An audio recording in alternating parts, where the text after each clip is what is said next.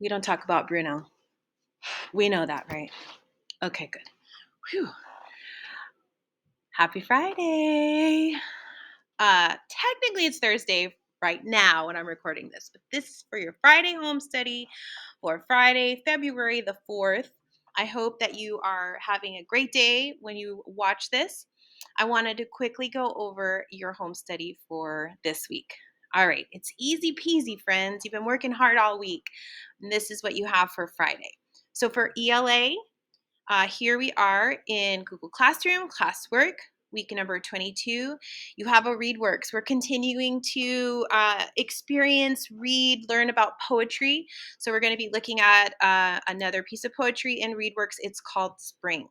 So make sure you click on the link. It is the passage. It is the vocabulary. Everybody asks me that. Do I have to do the vocabulary? Yes, please. And it is also the comprehension questions, okay?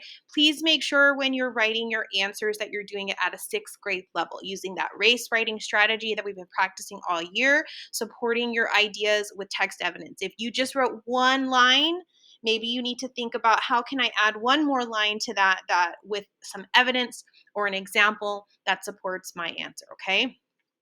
That's it for ELA, easy peasy. For history, it's a continuation. Let's just look at the slide deck in case you, oops, that's not it. That's it. That's the rubric for our writing. Okay, so here's the slide deck if you wanted to go off of that.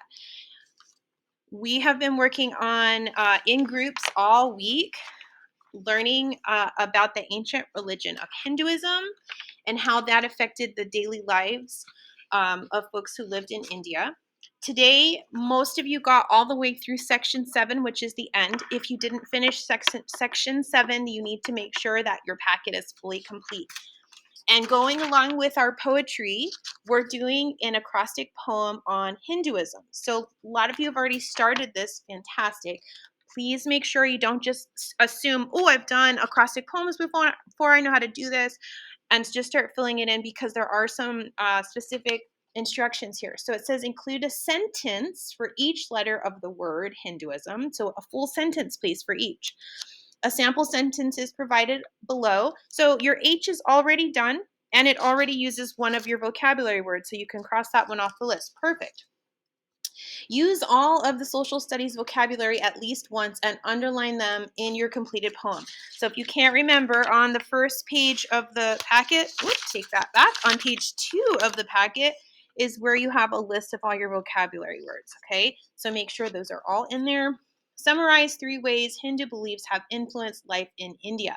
Almost every single section had a question inside the packet that had to do with how it affected life in India. So if you can't think of one, go back to your packet, look for those questions to kind of get your brain flowing and getting ideas on how you can add those into your poem. Now, if we look here at the slide deck, I just want to point this out.